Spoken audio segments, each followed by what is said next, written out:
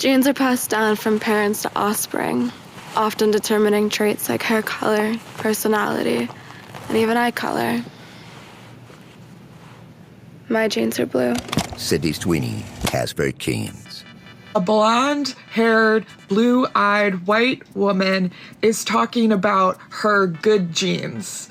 Like, that is Nazi propaganda. Do you want to know why for roughly the past 10 years we've been seeing uglier, fatter models in our advertisements, especially for clothes? Like if you're to go to an Old Navy or even a Target, you'll see some very, very off-looking people. Well, it just so happened that these marketing trends tend to have coincided with the fattening of the United States population. Like if you were to go back to the early 2010s when this body positivity first started, the song All About That Bass was huge. And obviously the themes of that song were about body positivity, but look at Meghan Trainor, the girl that actually is singing that song. If she was like a 7 in the early 2010s, then she's straight up a 10 now. Have her standards fallen that much that in 2014, this was considered fat? Genuinely. It's crazy how in the span of like 6 years, the body positivity movement transformed from this to this. By the way, Meghan Trainor's on Ozempic now. But as people love to claim, this is getting dialed back. We are seeing attractive women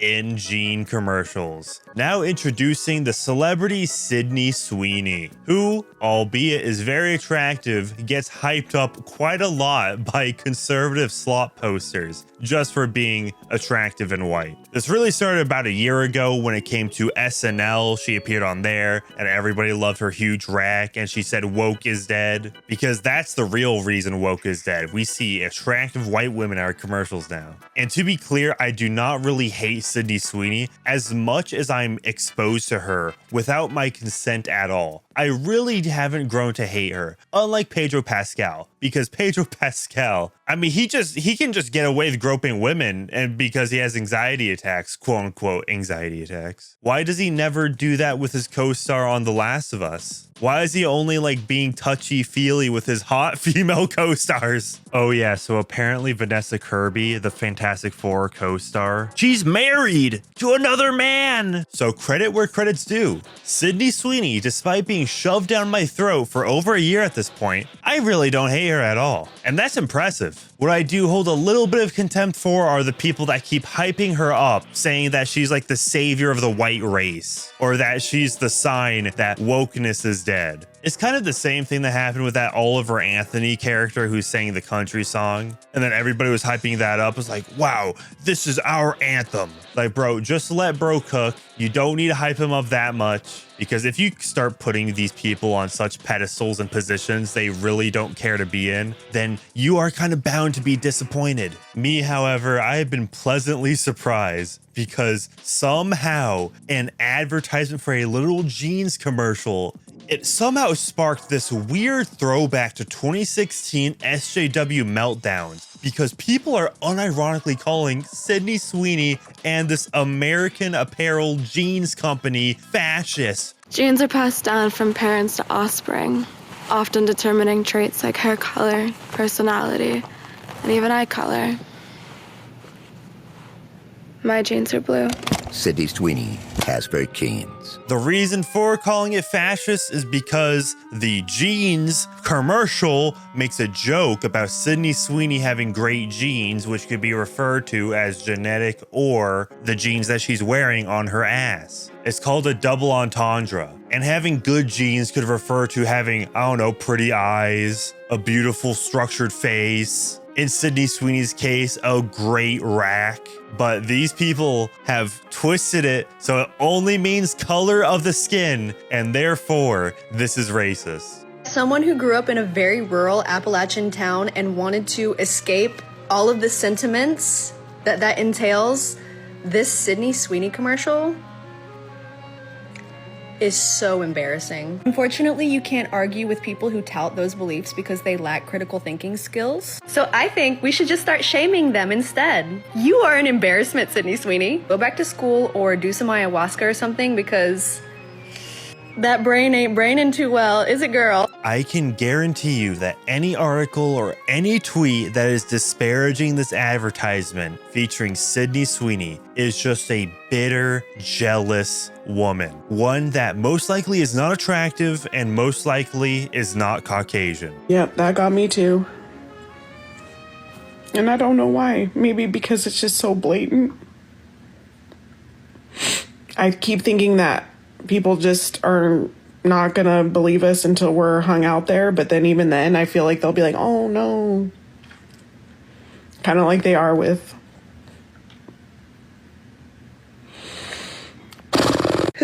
if anyone from American Eagle who was involved in the creation of Sydney Sweeney's most recent advertisement booked into my Pilates class, I would give them the hardest exercise class that I was capable of doing on the lightest possible spring load with 0 breath cues.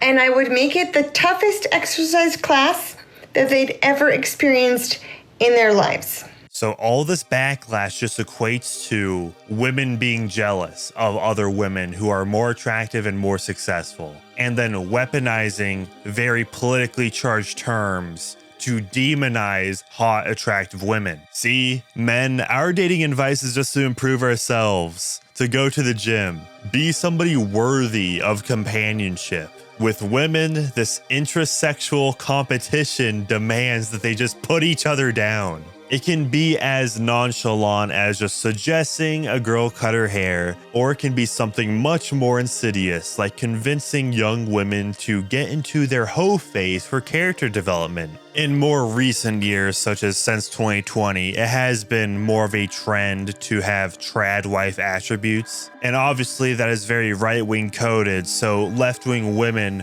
will basically demand that either their TikTok audience or their friends not dress up normally. As a counter reaction to trad wives being very modest, not having many piercings and tattoos, they'll just go all out, dressing very skimpy, and then just completely having metal just tear through their face. Sydney Sweeney is the alternative, one that was very prevalent in the 90s. But as political ideology has gotten much more toxic and the demographics of the country have changed drastically, we don't have many Sydney Sweeneys around anymore. Nowadays, what we're treated to in media is more of the lines of like Zendaya or Rachel Zegler. Even Doja Cat, a music artist, has been crashing out over Sydney Sweeney's American Eagle commercial.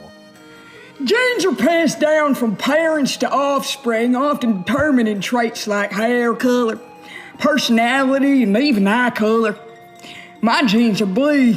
See, a truth about the dating market is that Caucasians of both sexes are kind of at the top of the food chain there. I am referencing this experiment mostly done through dating apps, so obviously when it's about dating apps, take it with a little grain of salt. But usually both white men and white women had the highest amount of matches, whereas the least likely of each gender were black women and Asian men. This is not to disparage any group, I just thought I'd bring a little bit of science into this, and you will trust the science. But all I'm saying is that you don't see Asian men disparaging Henry Cavill. Inversely, Beyonce has been bleaching her skin and her hair a lot in recent years. Not to mention she switched up her music career and now she just straight up has a country album. It really goes to show that all of this hatred around Sydney Sweeney is literally just because she is attractive and white.